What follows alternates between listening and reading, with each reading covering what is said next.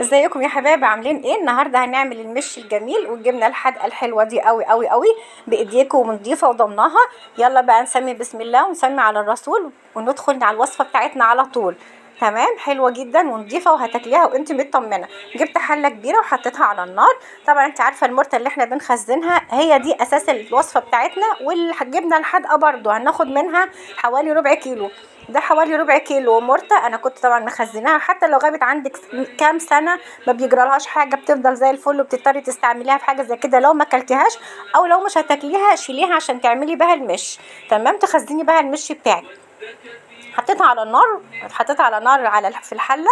طبعا عشان تبتدي تسيح معايا انا عايزاها يوصل للون معين، علشان هو ده اللي هيديك اللون والقوام بتاع المش بتاعنا. على النار، كله على النار. وهو دي من اساسيات اللي بيفضل معاك سنين طويله ما بيجلوش مثلا الحاجات الدود اللي احنا بنشوفه الصغير ده اللي الناس بتتقرف منه، او السوس اللي بتلاقيه كده في الغطيان. طبعا دي حاجه مش ظريفه خالص، لا انت هتبقى عاملاه بايديكي وهتجربيه وتشوفيه هيفضل معاك ازاي ونضيف ازاي. تمام، زي ما انت شايفه كده ابتدت اللي هي تتحول معايا للون البني الغامق قوي ده، زي ما انت شايفاه اللون البني البندقي دوت. فمحضره حوالي 2 كيلو لبن حليب جاموسي اللي هو الفلاحي. لو ما عندكيش بقى يعني تقدري تتواصلي تجيبيه، تتواصلي تجيبيه من عند الفلاحين اللي هو في المحلات بتاعتنا عادي، ما فيش مشكله خالص. بلاش العلب، يعني احنا بلاش العلب، ولو اضطريتي قوي خالص بتجيبي العلب اللي هي الكامل الدسم.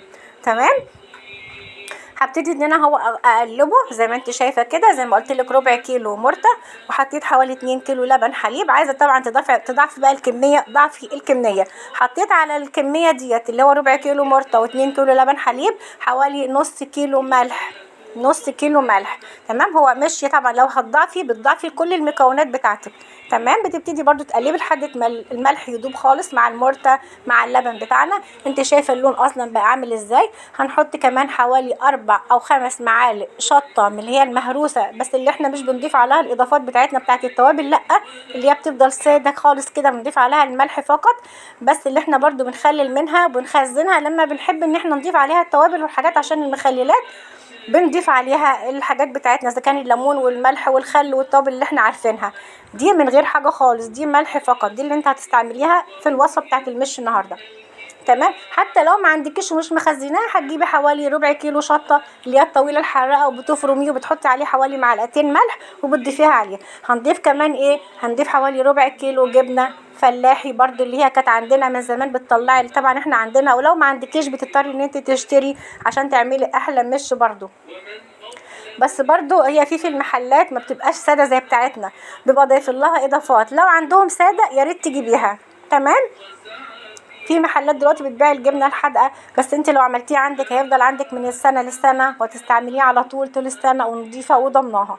ضفت كمان حوالي ربع كيلو الجبنه اللي هي الحادقه اللي انا طحنتها فرمتها في الكب او الخلاط، ضفتها عليها برضو عشان هو ده بتديكي برضو، دي من اساسيات المش بتاعنا النهارده. يا رب وصفتي النهارده تعجبكم، واللي ما اشتركتش معايا في القناه تتفضل وتنورني وتشرفني. انا كونيه محمود، يا ريت تنوروني. بصي بقى شكله عامل ازاي، سبته لحد ما غلي 10 دقايق بس زي ما انت شايفه كده. ابتديت كمان احط ايه بقى، معلقتين شطه ناشفه حاره جدا، معلقتين شطه حاره جدا. بتبتدي تقلبيه برضو. كل ده يا جماعه بيمنع ان المش يجيله دوده او السوسه اللي احنا بنشوفها. تمام، زي ما انت شايفه كده. خلاص هو كده خلص، خلاص معانا المشي بتاعنا الفلاحي الجميل. عشان تحدقي بقى تحطي فيه الجبنه الحادقه بتاعتك، شايفه بيغلي ازاي. بتجيبي بقى كيلو 2 كيلو، بتجيبي طبق كبير وبتجيبي ملح وبتحطي فيه الملح، وبتغلفي قطعه الجبنه القريش من جميع النواحي بتاعتها وبترصيها. هتبصي تلاقيها نزلت ميه لمده من 3 ل 3 ايام، بتسيبها 3 ايام.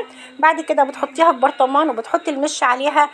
ما تضيفيش معاه بقى اي خضار خالص اللي انت بنحب نخلله، لا الخيار ولا القته ولا قشر اليوسفندي ولا الكلام ده، عشان ما يبوظلكيش الحاجه دي، بنعملها لوحدها خالص. تمام بقى بالشكل الجميل ده. وسبته كمان يومين على الرخامه. وشوفه الجبنه بتاعت القمر، والله انا اللي عاملاها يا جماعه، ومقدماها مع طماطم ومقدماها مع شطه جميله جدا حلوه قوي. طبعا البطيخ بناكله مع الجبنه الحادقه، بتحطي عليها عصره ليمونه وحبه طحينه وبتهرسيها، بتبقى ظريفه وجميله جدا. ادي شكل المش بتاعنا يا حبايبي، شايفين عامل ازاي. وكمان سبته كمان يومين على الرخامه.